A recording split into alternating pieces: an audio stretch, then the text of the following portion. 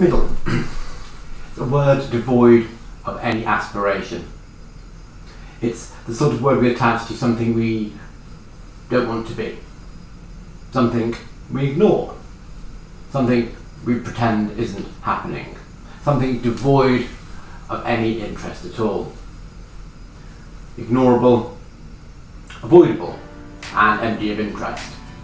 Not words that David Eldridge would want to be attached to his new play, also called Middle. You may not want to, that doesn't mean they're necessarily unfair.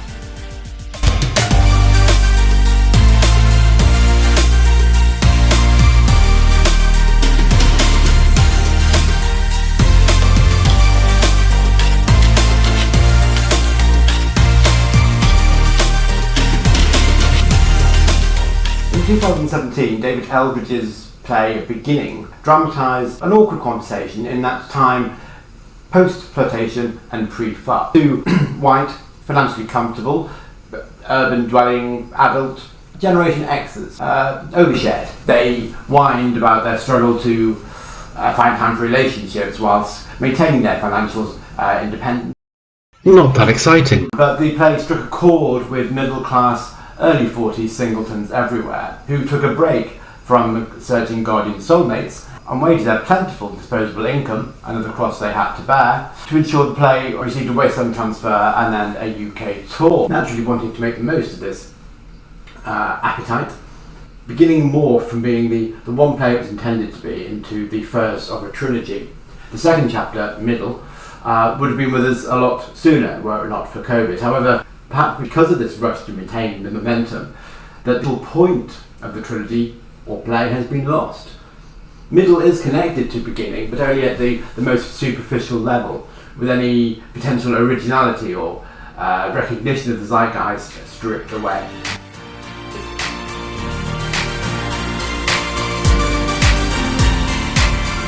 This is a trilogy, but it's a trilogy on a theme, rather than 3 parts of a story. It does follow the same construct as a play. It's a two-hander, it's very realistic, or it intends to be, and it's all played in real time. So you can see we watch the clock ticking away on the kitchen wall. But this time we have another couple with the chance to air their first world problems. This time we're eavesdropping on Maggie, Claire Rushbrook, who still loved for her performance in Secrets and Lies, although unbelievably that was 26 years ago, and Gary, Daniel Ryan, who you will recognise from one of his many amiable performances as a neighbour in many TV dramas.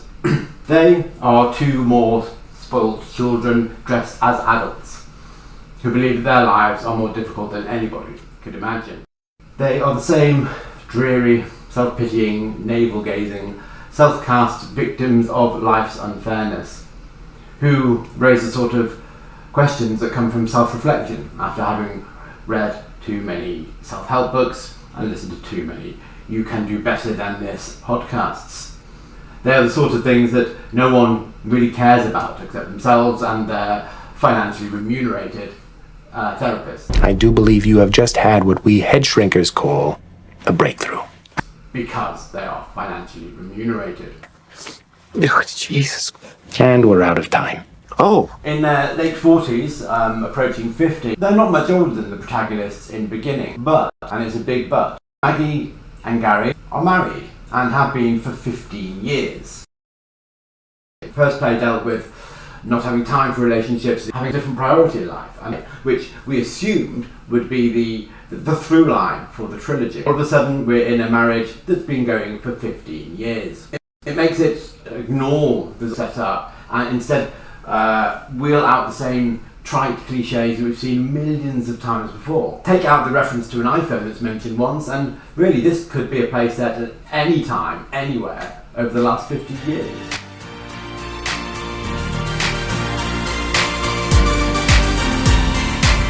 We're going to tell around 4:30 one night as they're pottering around downstairs at their 6-bedroom house in posh Gants Hill. Maggie is heating milk in a pan. Gary asks why she doesn't use the microwave. Maggie says she hasn't slept in weeks. Gary takes a pork joint out of the freezer. Maggie tells Gary she doesn't love him. Gary asks if they have any fennel. Maggie says they need to talk. Gary charges his mobile phone. This may sound trivial as I'm quoting the script, but it has strong promise as an opening. It suggests what we're about to see, maybe like the world's created by perhaps a Bennett or a Churchill, where the conversations that pertain to be about nothing, real hidden truths and real people's pain. It's a suggestion that doesn't materialise, though not everyone is trying. It appears that Eldridge wants to use this sort of approach to reality, but his writing doesn't realise the intention. So what we end up with is an unstructured jumble of unrealistic style.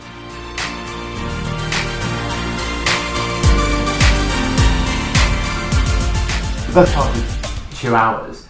These speeches meander without focus. It's like they have a bag of ping pong balls and just throw them at each other over the table, none of them landing anywhere. The topics of the conversation in the first play were relatively original for a drama, though still tedious demonstrations of self-importance. They seem very timely, very, very new. By switching from a relationship's beginning to a marriage's middle, this originality is gone. In place of intangible emotion, we have tangible issues, the sorts we're used to and have been stock fair since Angie and Den and Jack and Vera. There are things that happened when the couple first met, things that took place just a few days or weeks ago, and everything in between. It's like playing couples therapy bingo. Oh, there's the affair. Oh, the in-laws who never liked you. Look, here's the next to be jealous of. Is that an ambition you had, fulfilled? Oh, here's my independence. I wonder where that would be. And let's not forget sex. Always funny when we see it on stage, isn't it? So we talk about sex drive and how they differ, but we also talk about sex experiments, porn, 9-inch dildos, and books. The aim may have been to make the play more relatable to more people by covering more issues. It doesn't. It just seems as if they're throwing out as much mud as they can in the hope that some sticks. Now, admittedly, conversation in real life also meander. People lose their thread and their focus, especially when talking about something that is a difficult subject. But eventually in life, the intended point is landed, even if not in the intended way. Here, it's difficult to know what the point is. Maggie says they need to talk at the start, and she keeps saying they need to talk. By the end of it, we still aren't clear on what it is she's saying, or why she's saying it now. This isn't great writing of messy conversation. It's messy writing. It shows potential for a first draft, and it would be interesting to see after a round or two of editing.